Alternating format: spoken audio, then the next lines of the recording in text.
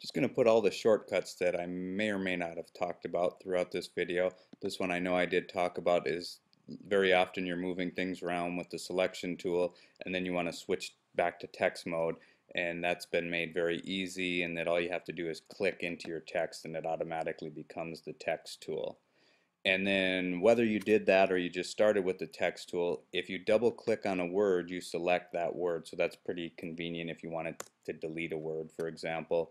If you triple click, you select the entire paragraph. So that's easy to delete a paragraph or do something different to a particular paragraph. Just triple click on it and the whole thing gets selected. And then the other is to select all the text that is joined together, and that is simply placing the cursor somewhere in there and doing Command A, and that selects all of it.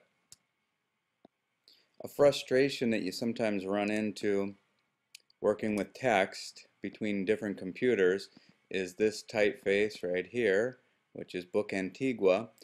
You may have it on one computer but not on the next.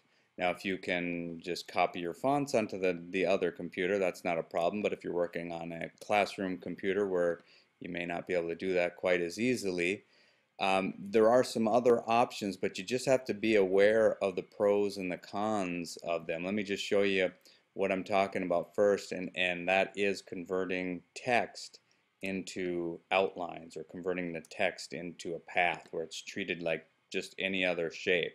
So I'll keep the original here just so that we can see the difference. Just move this over, get rid of this. Okay, so what I'm going to do is make a copy of this. I'm going to click, drag, hold down the Option key, and I'm going to select all of this by triple clicking in here, and then I'm going to go to Type, and I am going to select Create Outlines, which for some reason it was blacked out, so let me see why. Oh, sorry, yeah, the reason it was blanked out is you don't want to select text that you're going to create outlines by triple clicking it or dragging across it. You actually want to select the larger block that it's in. So in this case, you would just simply click on it, then when you go to Type, then Create Outlines will show up. So now what it's done is, you can see there's a lot more little anchor points that have shown up, and right now the text is still grouped together, and I'll show you how to ungroup it in a second. But what I want you to notice here is that when I click on this one, up here I get the option. It tells me that it's Book Antigua regular, it's 93 points, and I could put the cursor in here, I could kern, I could track, but now after it's been created to outlines, it no longer tells me any of that information, and I cannot kern or track. So it is no longer text, it is just points, and that's what allows it to move from one computer to another without asking you for text. And I'll go over the pros and the cons of that in just a second, but let me show you how to ungroup those. So I would go to Object and I would go to Ungroup. So they get grouped together by default. Now if I deselect everything and just select on one letter, I can move them apart. And you can even break apart things like this where you have an I and a dot. That's another little subgrouping in there. But if I select both of them and I go to click on that, go Object. Oh, that's right. The dot on the I is a special case, which is known as a compound path. So you actually have to break that compound path. And what you do is you just select the I, go to Object, Compound Path, and Release. And now you can treat them separately.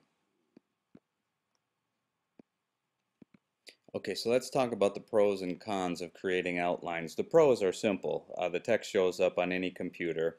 It's also the only way to make certain edits, kind of like what you saw here. If we were to alter the text in some way, it usually has to be outlined first. There's a lot of cons to it. The main one is that it's no longer editable as text, so you lose all of the things that we talked about earlier, the inability to change the font size, to kern it. And if you can imagine, if it was a whole paragraph, that would be pretty devastating if you all of a sudden found there was a spelling error in there and you're trying to respell by just moving shapes around.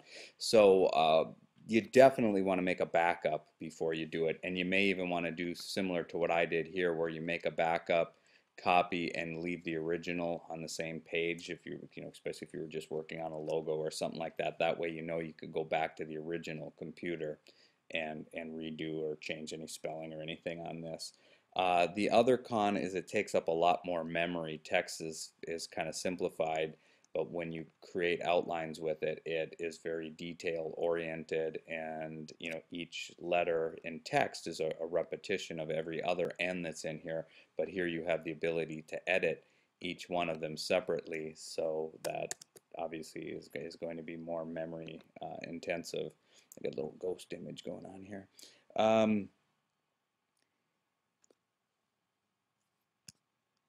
And just, I'd like to say it again, it's no longer editable text, so be very careful when doing this. And I believe that's it on text. Now I do want to just close with a couple things, avoiding cliches in text. Um, for one, it's not even a cliche, it's just a horrible thing. It's stretching text. It just makes you look very amateuristic. So if that's even a word, if you wanted, to fill up this whole area with the text and you didn't want it any thicker, this is not the way to do it. Find a typeface that's more appropriate for it. Another thing, just because you can type on a curve, as we talked about earlier, I don't have any of the examples left, doesn't mean that you should do it on every one of your projects. The same thing with, well, yeah, typing on a curve, typing on a path. You'll find that the same thing is true with gradients and drop shadows. It just, unless you have a good reason to do them, it just tends to make you look like an amateur struggling for effect, is the way I've heard it put. And a lot of creative directors just cringe when they see too much of that in a portfolio. It just kind of looks like you're trying to make eye candy without having an idea behind the work.